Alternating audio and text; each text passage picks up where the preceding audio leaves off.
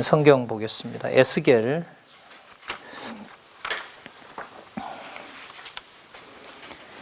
44장입니다.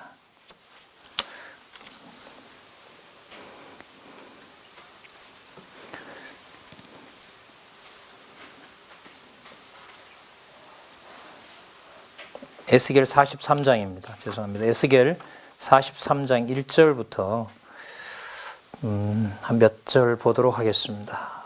9절까지 읽고 싶은데 좀 긴 것 같아서요. 제가 중간에 끊고 다시 말씀을 드리도록 하겠습니다. 그 후에 그가 나를 데리고 문에 이르니 곧 동양한 문이라. 이스라엘 하나님의 영광이 동편에서부터 오는데 하나님의 음성이 많은 물소리 같고 땅은 그 영광으로 인하여 빛나니 그 모양이 내가 본 이상 곧 전에 성읍을 멸하러 올 때에 보던 이상과 같고 그발 하숫가에서 보던 이상과도 같기로 내가 곧 얼굴을 땅에 대고 엎드렸더니 여호와의 영광이 동문으로 말미암아 전에 들어가고 성신이 나를 들어 데리고 안뜰에 들어가시기로 내가 보니 여호와의 영광이 전에 가득하더라. 예, 문장이 맞췄네요. 다행히. 자, 5절까지 읽어드렸습니다. 여러분, 교재는 성경강론 우리 12권 6172페이지에 가시면 에스겔서 에스겔 43장과 44장에 대한 요약이 나타나 있습니다. 거기 뭐라고 나타나 있냐면 동그라미 3이죠. 제단과 제사 회복에 대한 예언이 나타나고 있습니다. 제단과 자, 이게 3이죠. 3 에스겔 43장과 44절이 제단과 제사 회복에 대한 언약, 제단과 제사 회복에 대한 언약 이렇게 나타나 있습니다. 자, 20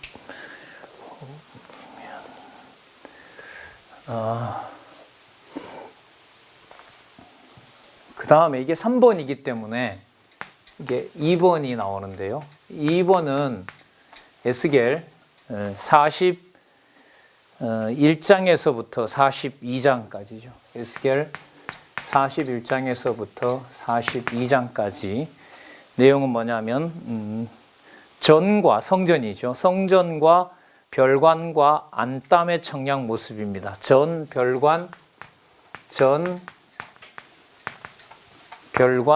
그 다음에 안담, 안에 있는 담의 청량 모습이고요. 그 다음에 이게 일이 또 있겠죠. 일은 어디서부터 시작이 됐냐 하면 에스겔 40장입니다. 에스겔 40장이고요. 에스겔 40장은 바깥담과 입구 시설의 청량 모습입니다.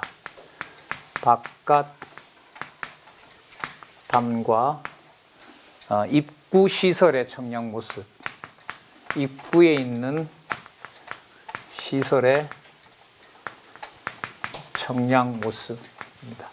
자, 그래서 이게 전체적으로 어떻게 되어 있냐면 40장에서부터 44장, 자, 이렇게 되겠죠. 40장에서부터 44장까지의 내용이 성전 회복에 대한 이상입니다. 성전 회복에 대한 이상이고요. 이게 이제 1이기 때문에 2는 이게 44장에 끝났으니까요. 45장에서부터 에스겔서 마지막 48장까지인데 여기에는 뭐가 나타났냐면 국토 회복에 대한 이상입니다. 국토 회복에 대한 이상이 나타나죠. 여기는 뭐냐면 성전 회복이고요. 여기는 국토 회복입니다. 자, 그러면 성전, 국토 두 가지로 요약이 됩니다. 그래서 40장에서부터 48장 전체가 40장에서부터 48장 전체가 성전과 국토 회복에 대한 내용으로 끝이 나죠. 그러니까 40에서부터 48장까지가 자, 성전과 국토 회복에 대한 이상으로 기록이 되어 있습니다. 그리고 에스겔서는 전반적으로 어떻게 되어 있냐면 에스겔서 내용은 1장에서부터 24장까지 1장에서부터 24장까지 내용이 뭐냐면 흩으심에 대한 내용이고요. 자, 25장에서부터 여기 48장까지가 흩으심의 반대가 바로 모으심으로 에스겔서 전체가 구성이 되어 있습니다. 자, 이게 바로 에스겔에 담겨 있는 내용입니다. 자,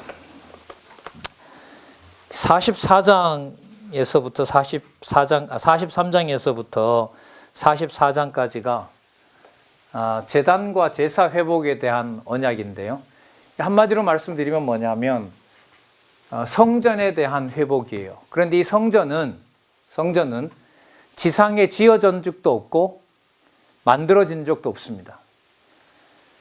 지금 상황은 어떤 상황이냐 하면 예루살렘이 망하고 성전이 불에 탄 상황입니다. 그렇기 때문에 이 지상에는 예루살렘에 지어놨던 성전이 불탔기 때문에 어떤 하나님의 성전도 있을 수가 없는 상황입니다. 그렇기 때문에 이 에스겔서에 나타난 그 에스겔서, 그러니까 40장에서부터 48장까지의 이 성전과 또 잠시 후에 살펴보겠지만은 국토 회복에 대한 이상도 나타나는데요. 지상에 이런 성전도 없었고 이렇게 분배가 12지파에게 분배가 되는데 이것도 지상에 없었습니다. 왜냐하면 지금 이 상황이 잘 아시는 대로 자, 586년 혹은 7년에 남쪽 유다가 망한 상황이고요. 그 에스겔을 하나님께서 이상 중에 보여주시는데 이상 중에 계시로 성전을 보여줘요. 근데 이 성전이 망하기 전에 있던 성전을 누가 지었던 성전이죠? 누구로 하여금? 누구를 통해서 지은 성전이죠? 솔로몬이죠. 솔로몬이 언제 지었냐 하면 뭐 대충 추정하기로 열왕기에 있는 그 출애굽 날짜부터 해서 치게 되면 솔로몬이 성전 지었을 때가 한 950년 정도 됩니다. 950년, 940년, 60년 이 정도가 되거든요. 자, 그러니까 이때부터 이제 진행되어 오다가 586년에 바벨론에 의해서 성전이 모두 망해버렸단 말이죠. 그리고 앞부분에 시간이 나왔을 때 이미 시간이 흐르게 되고요. 십몇 년이 흘러서 돌아가야 될 시간이 앞으로 한 50여 년 정도가 남게 돼요. 그 무렵에 하나님께서 그 에스겔 선지자에게 무엇을 보여주냐 하면 성전과 국토에 대해서 보여줍니다. 자, 규모를 제가 좀 살펴보니까요. 솔로몬 성전이 한 5배가 돼요. 크기가. 그리고 지난 시간에 배웠던 특징 중에 하나가 솔로몬 성전에서는 지성소에 들어가면 뭐가 있죠, 거기에? 법궤가 있어요. 맞죠? 법궤가 있는데 지난번 우리 42장 볼 때 살펴봤지만은 42장에 보면 법궤가 아니라 그냥 상 하나만 있어요. 상 하나만 있어요. 그래 모양도 다르고요. 규모도 다른 것인데 스룹바벨이 이때 망해버린 것은 솔로몬 성전이고요. 솔로몬 이후에 돌아와서 516년에 성전을 짓는단 말이죠. 성전을 짓게 되는데 이때 이걸 누구냐면 스룹바벨이잖아요. 스룹바벨이 돌아와서 지었던 성전이 솔로몬의 성전보다 못하지만 어쨌든 솔로몬 성전을 흉내를 내는 겁니다. 이걸 모형을 본답니다. 그런데 에스겔서에 나오는 이 성전은 아닌 거예요. 그럼 이 성전은 어디에 있는 거냐? 왜 보여준 거냐? 이렇게 되는 겁니다. 왜 보여준 거냐?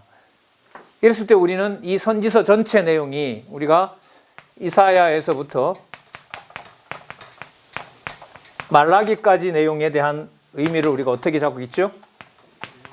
예언을 통한 언약인 거죠. 자, 오늘 내용으로 보면 하나님께서 무슨 예언을 하고 계시죠? 성전과 국토 회복에 대한 이상으로 누구를 언약하고 계시는 거죠?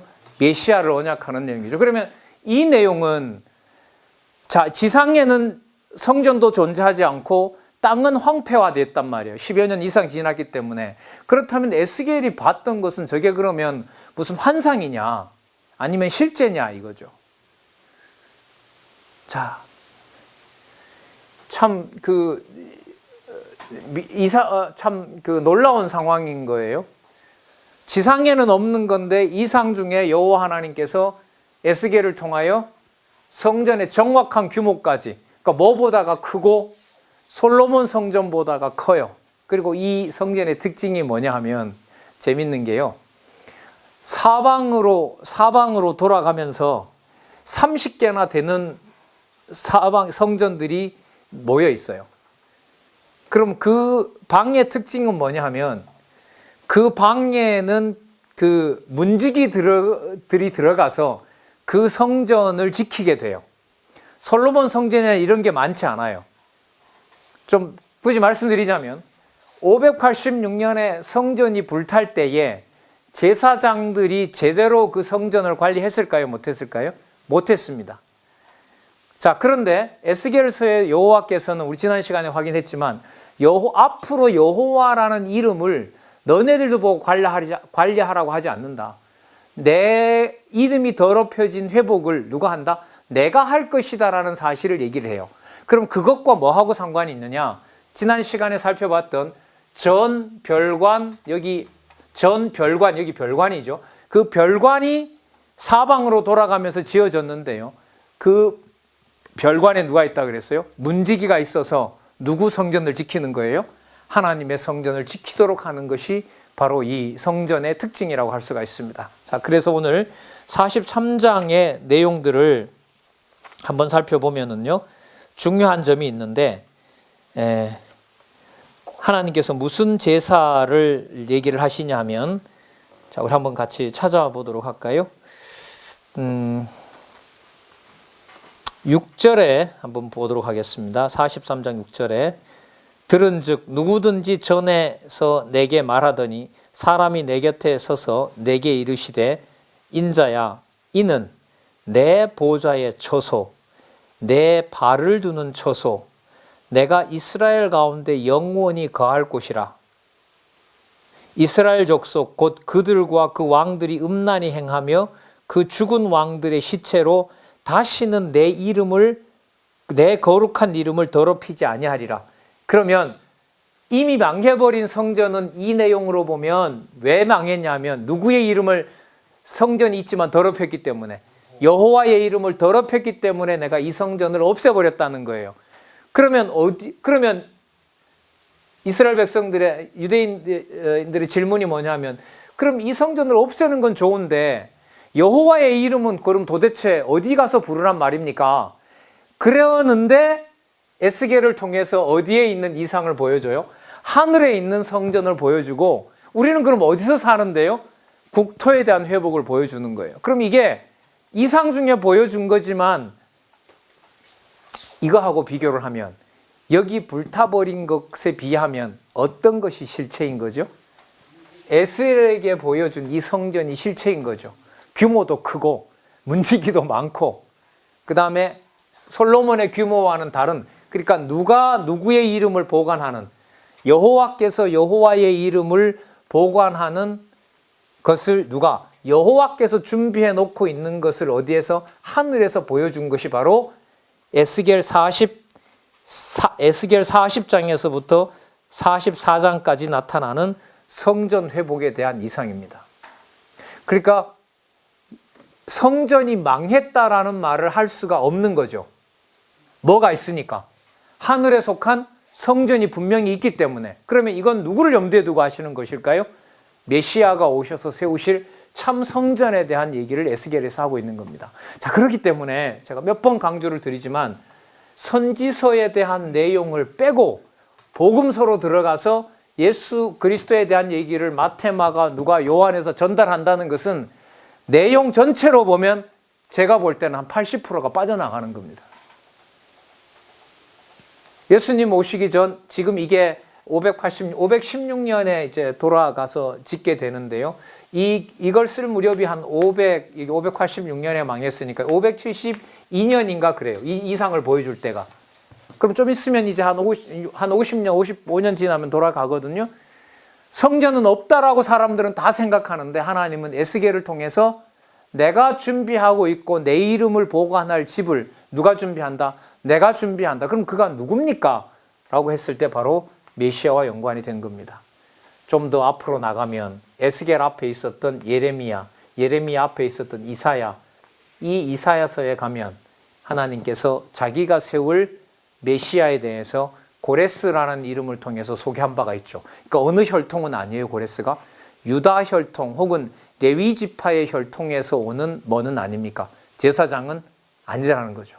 아니라는 겁니다. 그리고 그렇다면 에스겔의 이러한 이상을 통해서 보여주는 내용은 장차 메시아를 통해서 이루어질 내용이기 때문에 한국 교회에서 아주 약한 부분, 바로 이것은 선지서를 빼고 복음서랍시고 마태복음에서부터 풀다 보니 선지서에 대한 감각이 하나도 없이 예수 그리스도에 대한 내용들은 그냥 그 자체로 설명하다 보니 아무리 설명을 잘한다고 하더라도 예수 그리스도에 대한 도덕적인 부분들, 예수 그리스도의 어떤 설교 내용에 들어있는 부분들, 또 자유주의 신학자들에 의해서 여러분 아시는 것처럼 그 탈신화와 비신화화 때문에 이적과 기사는 다 빼버리고 딱 남는 게 바로 뭐냐 하면 요즘 성경도 색깔칠해서 나옵니다만은 그리스도께서 말씀하셨던 도덕적인 내용들만. 그럼 완전 성경 해체되는 거죠. 제가 볼 때는 그러한 내용들에 대한 그 마태, 마가, 누가, 요한복음에 대한 진리가 전수되지 않고 있는 것이 바로 무엇과 연관이 되느냐? 선지서 전체에 대한 내용을 누구에 대한 언약으로, 메시아에 대한 언약으로 해석을 못하기 때문에 그렇다.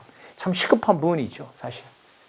그리고 우리 같이 20년, 30년 공부하셨던 분들도 내용도 방대하긴 해요. 이사야 66장, 예레미야 애가까지 넣으면 59장, 에스겔 48장, 뭐 이사야, 다니엘서 12장이라고 하지만 또 거기는 12장쯤 가면 살펴볼 내용이 많고요. 그리고 12소선지서, 이 내용을 하나로 묶어서 저기 있는 대로요, 예언을 통한 누구의 언약이다, 메시아에 대한 언약이다라고 확증을 못하면 사복음서를 아무리 설명을 잘한다 하더라도, 또 사도행전부터 요한계시록까지를 아무리 설명을 잘한다라도 무슨 근거에 대한 확증은 할 수가 없다. 선지서 근거에 대한 확증을 할 수 없다는 것이 지금 현재 저희들이 공부를 진짜 좀 열심히 해야 되는 이유이기도 합니다. 자, 그러면 하나님께서 보여주신 성전의 내용들을 한번 보도록 할게요. 자, 아까 말씀드린 대로 내 이름을 내가 거룩하게 하겠다라고 얘기를 했고요. 자, 어디를 보시냐 하면은 11절 한번 보겠습니다. 43장 11절.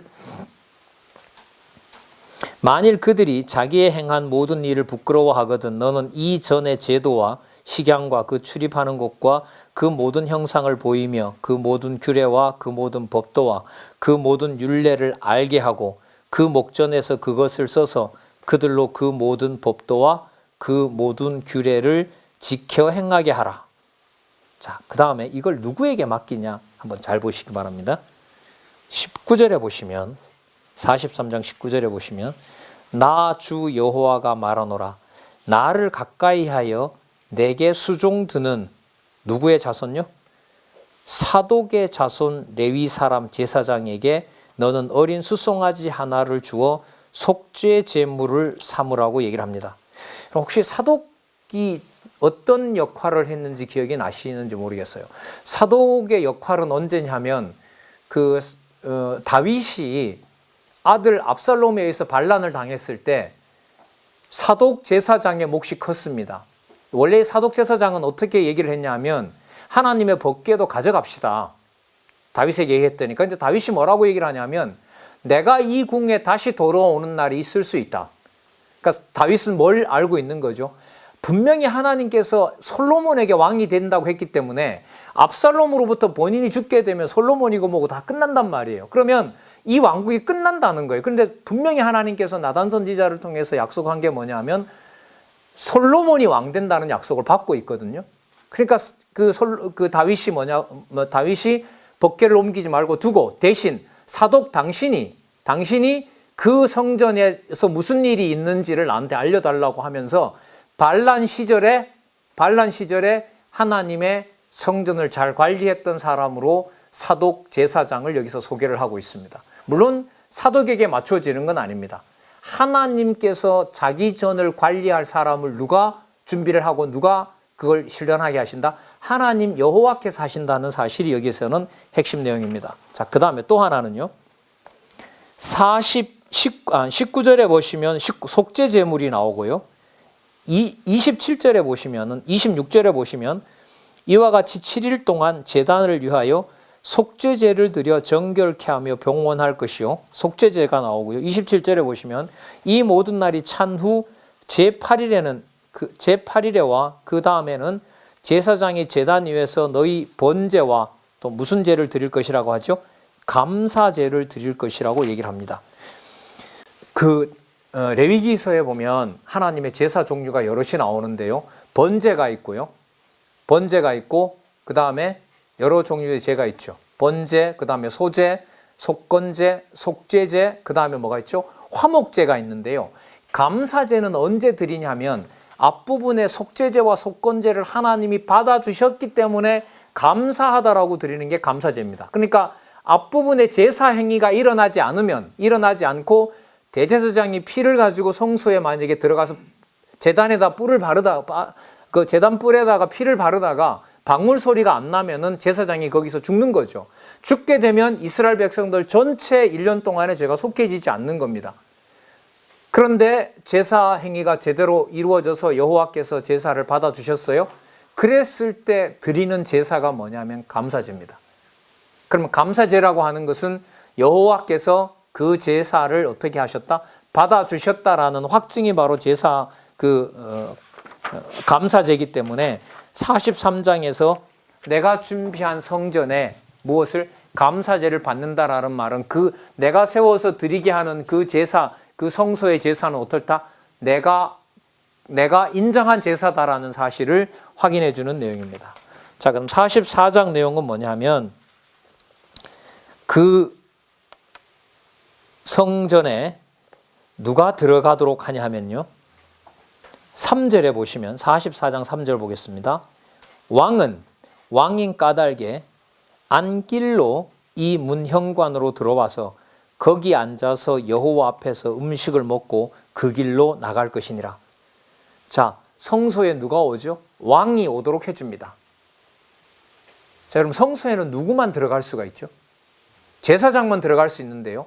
하나님이 준비해 놓은 이 성전에는 왕이 들어올 수 있도록 해줍니다. 그리고 이게 뭐하고 연관이 되냐면 나중에 국토 회복을 하는데요. 국토 회복을 예루살렘 제단을 중간에다 놓고 말이에요. 제단을 여기다 중간에다가 놓고 여기에 제단이 있고요. 제단 성소가 있고요. 여기에 제사장들이 있고요. 여기에 제사장들이 있고요. 그 다음에 여기에 누가 있냐면 여기에 유다가 있고요. 유다로부터 여기 7지파가 있고 다른 지파 12지파들이 있어요. 그러니까 12지파를 분배할 때 그 중앙에 뭐가 있냐면 지성소가 있어요. 그리고 뭐하고 분리가 안 되냐 하면 왕과 성전 제사를 드리는 제사장과 국토를 통치하는 왕의 경계점이 없어집니다. 그러면 무슨 역할과 무슨 역할이 겹치는 거죠? 왕의 역할과 대제사장의 역할이 통일이 돼요. 누구에 대한 예표겠어요? 선지직, 왕직, 제사장직을 선포하실 메시아에 대한 분명한 확증이 바로 뭐냐면 예수님 오시기 전에 한 이 무렵이라면은요 570년 전에 누구를 통하여? 에스겔을 통하여 그리스도가 분명한 하늘나라의 통치자이고 성전의 제사장이라는 사실을 확증해 주는 내용이 어디에 있다? 에스겔서 40장에서부터 48장이기 때문에 이 내용을 빼고 어떻게 그리스도의 제사직 해봤자 몇 장밖에 안 돼요. 마태복음 26, 27, 28장. 이 세 장만 달랑 그걸 가지고 예수님의 무슨 직? 제사직을 설명한다는 것은 진짜 빈약한 거죠.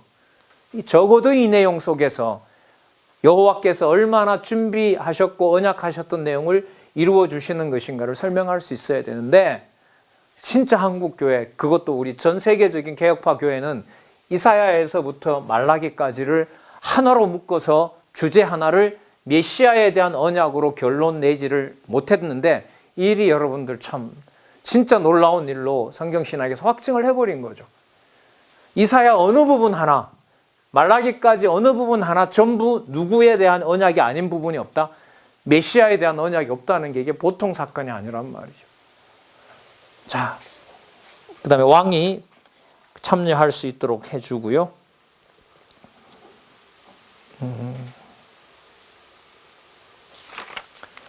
자, 44장 11절에 보면은요.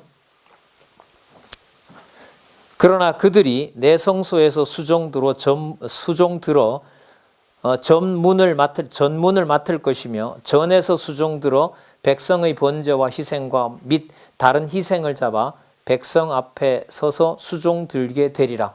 그러니까 하나님의 백성들이 범죄해서 결국 망했지만 앞으로는 어떻게 된다?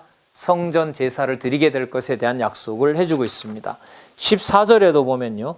그러나 내가 그들을 세워 전을 수직하게 하고 전에 모든 수종 두는 일과 그 가운데 행하는 모든 일을 맡기리라. 자, 15절에 보면 이스라엘 자손이 그릇하여 나를 떠날 때에 사독 자손 레위 사람 제사장들은 내 성소의 직분을 지켰은즉. 자, 이게 나오죠. 사독 제사장이 전부 다 압살롬 편에 들어서 반역에 가담할 때 사독 제사장들은 목숨을 걸고 그 다윗이 약속한 대로 하나님의 성전이 보존되도록 사독 지파가 거기서 애를 쓰게 되죠. 그 비유를 들어서 내가 준비한 내 제사장들이 바로 내 전을 관리하게 될 것이다는 사실을 언약을 해주고 있고요. 장차 그리스도께서 이루실 내용과 연관이 됩니다. 자, 그 다음에요. 28절을 한번 보시면 28절 보시면 44장 28절을 보면 그들은 기업이 있으리니 내가 곧 그 기업이라. 이건 누굴 얘기하냐면 여러분들 그 레위 지파는 땅이 있어요, 없어요? 없죠. 지금 그걸 얘기를 하는 거거든요. 자, 내가 곧 그 기업이라. 너희는 이스라엘 가운데서 그들에게 산업을 주지 말라. 내가 그 산업이 됨이니라. 자, 29절에 보시면요. 그들은 소제와 속죄제와 속건제의 제물을 먹을지니 이스라엘 중에서 구별하여 드리는 물건을 다 그들에게 돌리며 또 각종 처음 익은 열매와 너희 모든 예물 중에 각종 거제 제물을 다 제사장에게 돌리고 너희가 또 첫 밀가루를 제사장에게 주어 그들로 네 집에 복이 임하도록 하게 하라. 무릇 새나 육축에 스스로 죽인 것이나 찢긴 것은 다 제사장이 먹지 못할 것이니라. 자, 이렇게 해서요. 44절까지 자, 바깥담 지었고요.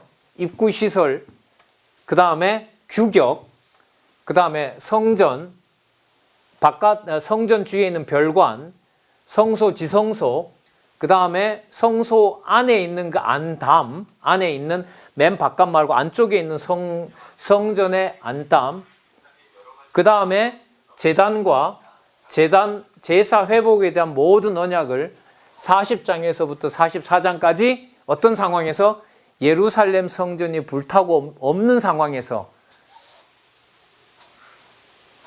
메시아를 통해서 지을 성전에 대해서 뭐 하고 있는 거죠?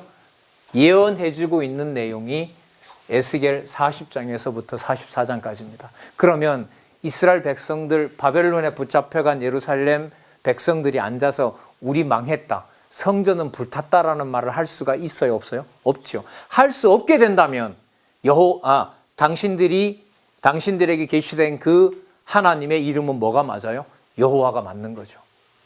이건 상상도 할 수가 없는 거죠. 상상도 할 수 없는 거죠.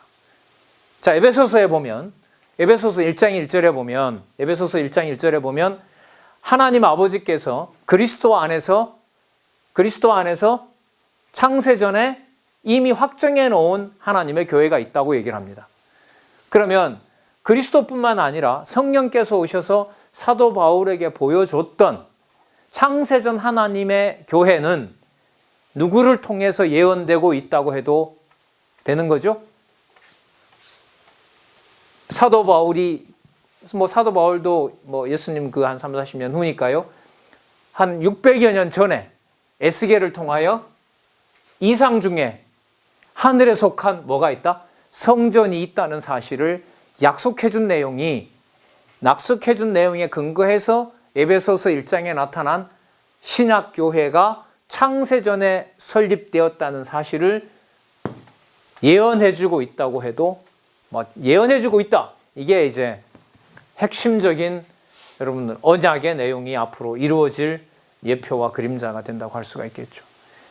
분명히 하나님의 성전은 존재합니다. 눈에는 뭐 해버렸지만, 불타버렸지만 없다고 할 수가 없는 거죠. 그래서 이 기독교의 진리에서 진짜 존재하는 게 뭐냐?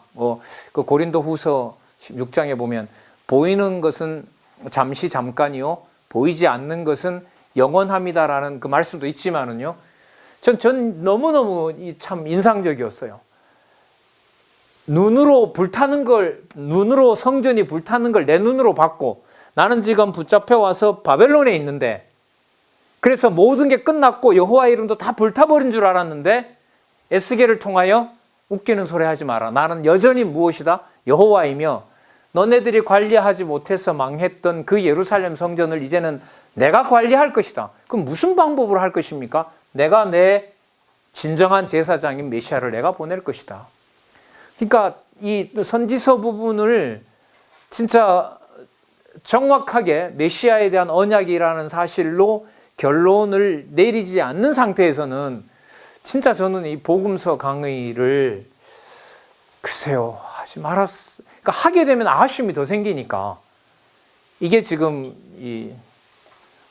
우리 같이 공부하는 여러분들과 진짜 좀 이렇게 하라고 해서 되는 일은 아니지만은요, 충분히 공부하실 수 있기를 진짜 간절히 바라는 거죠. 자, 그다음 성전하고 떼어질 수 없는 게 여러분들 뭐냐 하면은요, 국토 회복이에요. 자, 이스라엘 백성 원래 몇 지파였습니까? 12지파였죠? 12지파였습니다. 721년에 몇 지파가 망하죠? 10지파가 망하는 거죠. 그러니까 여러분 여기 한번 잘 보세요. 이걸 괜히 쓴 게 아니고요. 721년이니까 570년 같으면 이거 몇 년 전이죠? 맞죠? 150년 전이에요. 150년 같으면요, 그 아슈르 제국이 잡아가서 혼혈을 시켜가지고 이미 우리가 만약에 일본에 150년 살았다고 하면 이미 혈종의 통일성이나 아무것도 없어요. 아수르는 싹부터 놔버렸어요. 다시 뭉쳐서 그 회복을 꾀할까봐. 그리고 또 남쪽 유다하고 베냐민이죠. 남쪽 유다는 베냐민 지파 중에서도 다는 아니지만 그 다윗이 친구 있었잖아요. 자기 목숨보다 다윗을 사랑했던 친구 누구죠? 요나단. 그렇죠. 요나단의 가문 무비보셋을 살려서 사실 사도 바울이 그 베냐민 지파잖아요. 그러니까 그 유다 지파, 베냐민 반지파라고 하지만 베냐민 지파 일부. 그다음에 성전 관리했던 유다 지파. 어떻게 보면 이것도 다 망해버린 거잖아요. 그런데 이게 놀라운 일이 벌어져요. 성전을 중간에 놓고 땅 분배가 일어나는 것이 뭐냐면 45장에서부터 48장까지 내용입니다. 참, 이걸 어떻게 받아들여야 될지 모르겠어요. 여러분, 그러면 나중에 이야기긴 하지만 예수님께서 수가성에 가서 여인을 만나죠.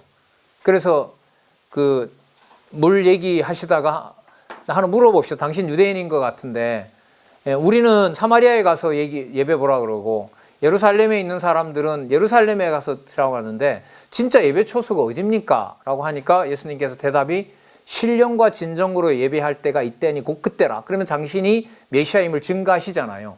그러면 예수님께서 그 말씀을 하신 게, 그럼 잘 보세요.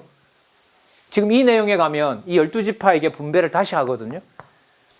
그 북쪽 이스라엘님이 150년 전에 망했는데 하나님이 보실 때는 에스겔의 이상을 통해서 봤을 때는 12지파가 망해버린 것이 아니라 속한 이상으로 보면 뭐가 아직 있는 거예요? 국토가 있는 거예요. 그러면 그리스도가 오셔서 사마리아 여인인 수가성에 있는 그 여인에게 남편도 5이나 있는, 별로 배경이 안 좋은 그 여자도 신령과 진정으로 예배하는 이미 망해버렸던 북쪽 이스라엘 내에서도 그 백성 중에 무엇을 분배받을, 땅을 분배받을 백성이 있다는 거죠. 그래서 예수님께서 마태복음에 보면 스불론과 납달리 땅에 이방에 빛이 비쳐서 거기에 복음이 전해진다고 하잖아요. 그리고 예수님의 그 복음 전하는 반경으로 보면 주 무대가 예루살렘이 아니었죠. 아니었어요. 어디였어요? 갈릴리 주변 이방 땅이었고 헬라인들이 참여를 하고요. 근데 그 얘기를 하면서 여러분 에스겔서의 이 부분을 빼고 설명을 한다? 이건 안 되는 거죠. 그럼 결론은 뭐예요? 그리스도께서 이방도 사랑했다 이렇게 내려야 되거든요. 그리스도로서는 이방을 사랑할 수밖에 없어요. 뭐로 보면 에스겔 45장에서부터 48장에 보면 당시에 이미 망해버렸던 북쪽 이스라엘에도 뭐가 분배되도록 하기 때문에, 국토가 분배되도록 하기 때문에 그래요. 이 진짜 얼마나 큰 복음인지를 모릅니다. 자, 좀 더 살펴볼까요? 시간 되시는 데까지 우리 거의 시간이 다 된 것 같아요. 장면 거의 다 됐죠, 시간. 예, 우리 한 3, 4분 만에 정리를 하도록 하겠습니다. 자, 45장 1절에서부터 그 25절까지 보면요, 기업의 땅과 절기에 드릴 제사 회복을 증언하는 내용인데, 여러분 이 내용에 보면, 자 한번 볼게요. 45장 1절 보겠습니다. 너희는 제비 뽑아 땅을 나누어 기업을 삼을 때 한 구역을 거룩한 땅으로 삼아 여호와께 예물로 드릴지니 그 장은 25,000척이요 광은 10,000척이라. 그 구역 안 전부가 거룩하니라. 이걸 좀 계산을 해보니까요, 이게 길이가 25,000척이면 이게 1척이 1규빗이라고 보통 얘기하거든요. 이게 만 한 1,000m가 돼요. 이것은 실제 이스라엘 땅보다가는 작은 땅이지만 성전보다가는 훨씬 큰 땅이에요. 그리고 이 땅 분배가 뭐 이렇게 땅이 이렇게 뭐 직선으로 되진 않잖아요. 그런데 이 땅 분배가 이제 다음 시간에 살펴보겠습니다만은 전부 직선 줄로 그어요. 다음에 그 해당되는 그 교재에 또 나오긴 하지만은요, 다음 시간에 살펴보도록 하고요. 오늘 다시 한번 말씀드립니다만은 성전과 국토가 망했다고 할 수 있다 없다? 없다. 따라서 여호와는 분명히 존재하신다. 이게 여러분들 43장에서부터 오늘 45장 잠시 봤습니다만은 성전과 회복에 대한 핵심적인 내용이고, 바로 이것은 메시아를 통해서 세우실 성전과 국토라는 사실을, 분배할 국토라는 사실을 또 한번 우리가 확인했습니다. 예, 기도하겠습니다. 하나님 아버지 감사합니다.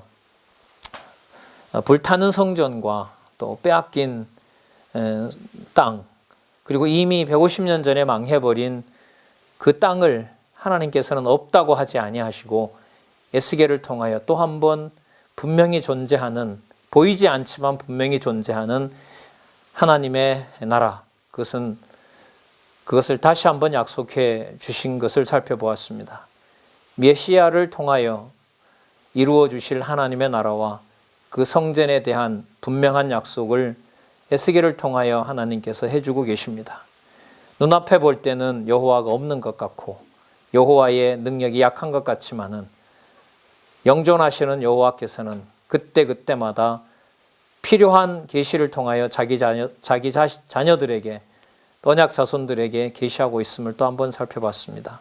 성령께서 하나님의 교회를 보며 외적으로만 보지 말게 해주시고 살아계신 하나님의 능력으로 볼 수 있도록 지혜와 명철을 허락해 주시기를 간절히 소원하옵니다. 예수님의 이름으로 기도드렸습니다. 아멘.